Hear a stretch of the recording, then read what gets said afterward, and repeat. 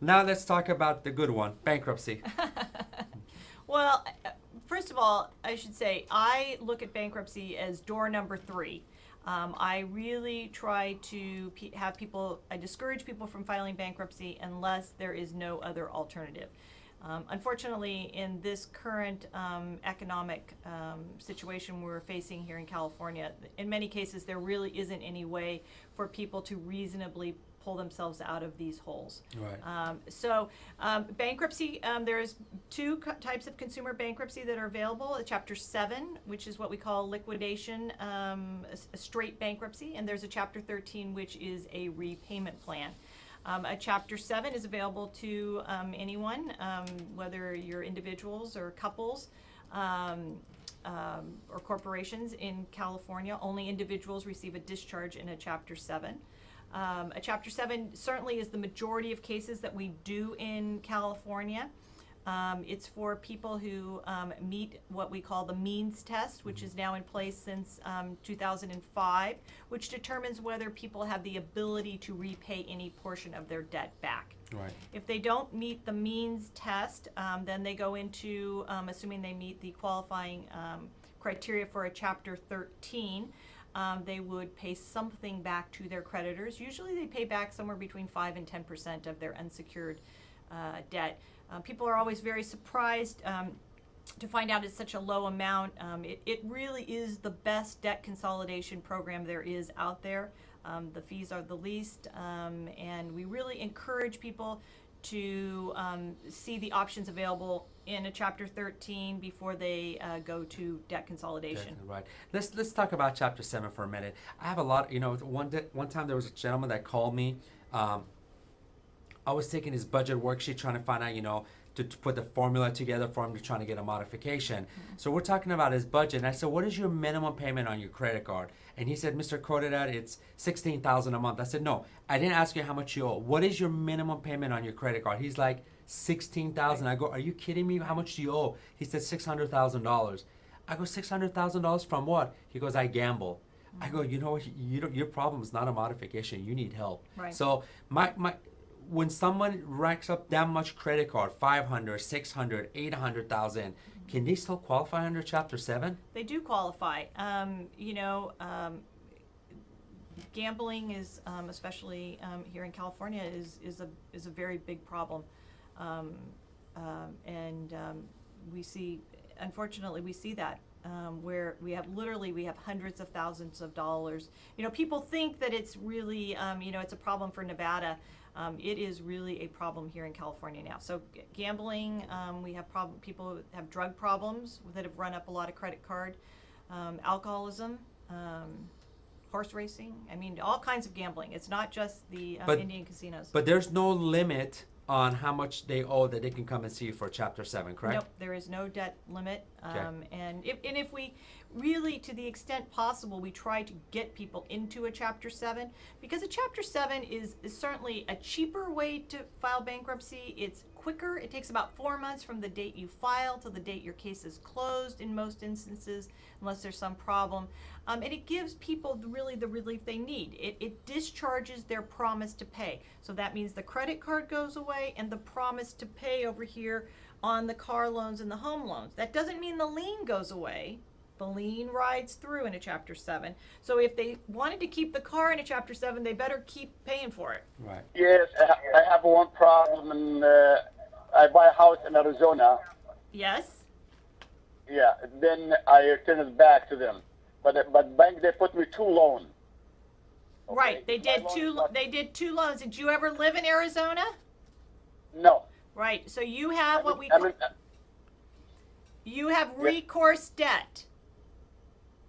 I have no court. Right, so you have what we call recourse debt, and now are they coming after you on the second loan? Yes. Right. They call me a lot of time. Yes, they call every day. I call my lawyer in Arizona. He tell me forget about it. We don't pay because I don't have a second mortgage on it. Right. Well, that's easy for him to say. Are you in Arizona or you live here in California? I'm in California. Yes. Where are you in California? Bay Area. Okay. Well, you need to go and see an attorney, a bankruptcy attorney, to see if they can either one help you to show you the options in negotiating that debt, or to see the other options you have available, depending on the amount you have and what your other circumstances are. I have a 25,000 for it. The second is for 25,000. Yes. Right. Yes. I mean, it may be It's not that. loan. I don't take any loan. Can you excuse me? I don't take any loan. But bank, they do 2 loan. Right. They did 2 loans because they knew that if they made that second loan to you, that would be recourse debt. They're not quite. Already I paid 26,000 in front. I know they're not quite as stupid as they think, as they People. would lead you to believe they are. Yes. Now, if you want to, My lawyer in Arizona, he told me, don't worry about it. Not gonna be follow you because Arizona law, she completely should pay back. They have to get it back to all when they sell the house. Well, you should talk to him because you need to talk to him because what he said wasn't quite right. I talked to 2 of them, 2 lawyers, not 1. Right. Well, it doesn't sound well. If they were right, they wouldn't be coming after you. Tell them that they should, if they think that that's correct. Ignore it. He told me ignore everything. Well, that's easy for him to say. It's you that's having to do it. I think you have a problem. okay, so Chapter 7. What in Chapter 7 is not covered if you're trying to file for Chapter 7? Now, we know credit card is covered. What is not covered? What's not covered in a Chapter 7 is, child support, alimony, if a debt was incurred, part of a drunk driving, taxes. There's a lot of taxes that are not going to be dischargeable in a bankruptcy. Probably the biggest thing right now that we're dealing with is student loans. Student loans are not dischargeable. But I encourage people who have a lot of student loan debt to keep looking and learning about this issue. When I was young, as I tell people, and my hair was actually this color, we were discharging student loan debt. So I believe we will see changes. So Right. people who really are burdened with a huge amount of student loan debt, Right. we would encourage them to get, to the extent they have federally insured debt, to contact their lenders and become part of the IBR, the income-based repayment. Right. But that's probably the biggest issue right now. Right. Hello, Ms. Grimes. Hello. Good evening to you. Good. I had a question I was going to ask you to see what I need to do. My house has been foreclosed in Texas, and I have hired attorneys. We believe that it was a wrongful foreclosure involved, and attorneys are still investigating and all that. But in the meantime, the people who have purchased the property on auction have filed for eviction. And in order to avoid being evicted from the house in which we presently live, we've been advised that we could file for bankruptcy. And in that case, I would like to know what kind of protection I would get when I file for bankruptcy so I will not be evicted. And if there is any way I could work with the people who have purchased the house to come to an agreeable, mutually we could work this out and settle it. So your first question, can you file for bankruptcy? Absolutely, you can file for bankruptcy. The question just is bankruptcy really going to help you with the underlying problem of the wrongful foreclosure? What I would encourage you to do is to go and talk to a couple different bankruptcy attorneys in your area to find out how the bankruptcy court is handling this issue where you are. As much as we all work under the same bankruptcy code in the United States, how it is implemented is very different from state to state, and even within a state, within the areas, within the districts of the court. So what I would encourage you to do first is to go and see a bankruptcy, more than one. I mean, I encourage people to see more than one attorney to see if I'll do that. The only reason I'm asking is that since there has been a ruling to evict the house, And we were told if we filed a bankruptcy, this would definitely delay that eviction process. And in the meantime, we could buy some time to approach these guys and, provide some kind of, deal so we could come up to an agreement and just be even.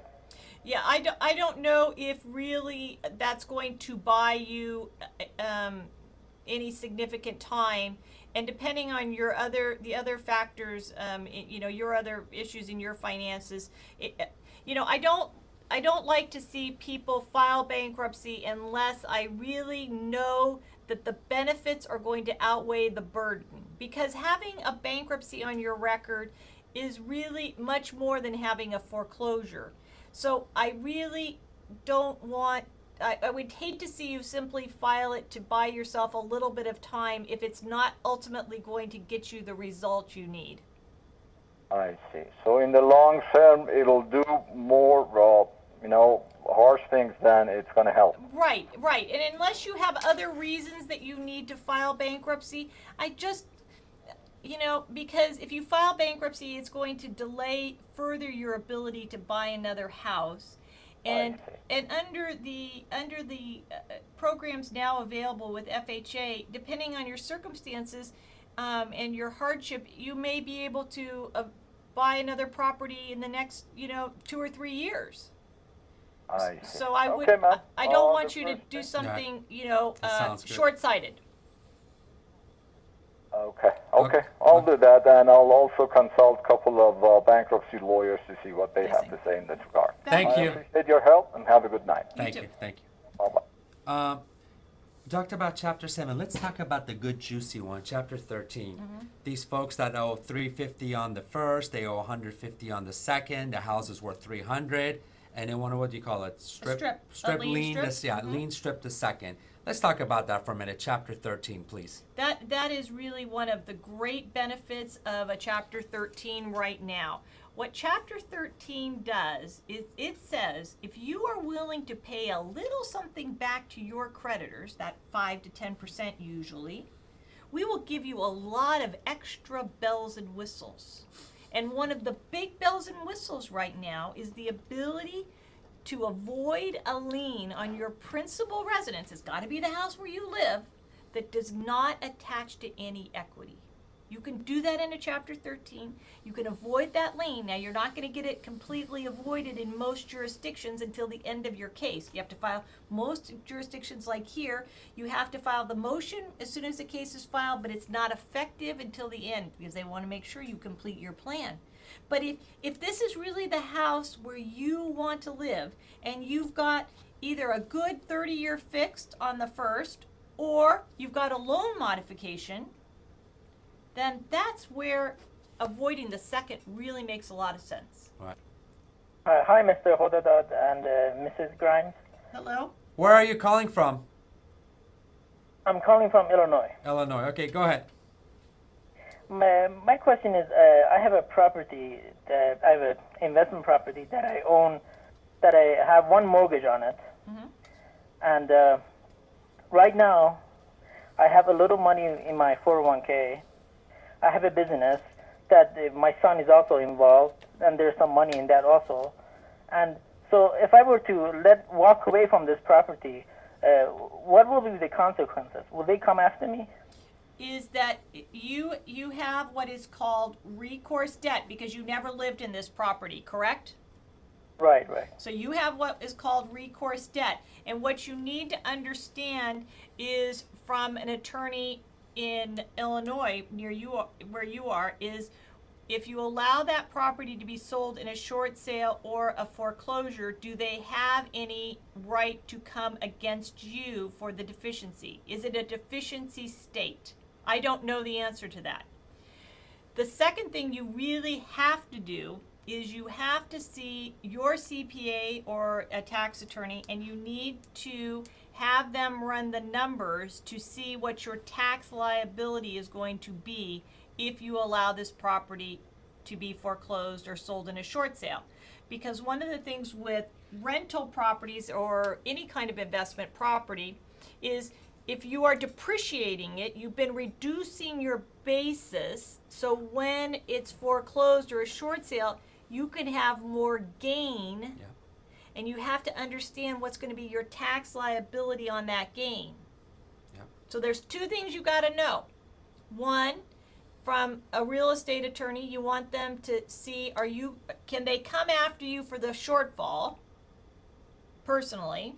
And second of all, because some states, they allow them to sue you for up to usually 6 months or something around there for the shortage. Got to find out if your state is one of those. And then second of all, you need to see your CPA or a tax attorney and have them run two things for you. One, are you insolvent? And to what extent are you insolvent? And then two, what is going to be your tax liability on a short sale or foreclosure? Right.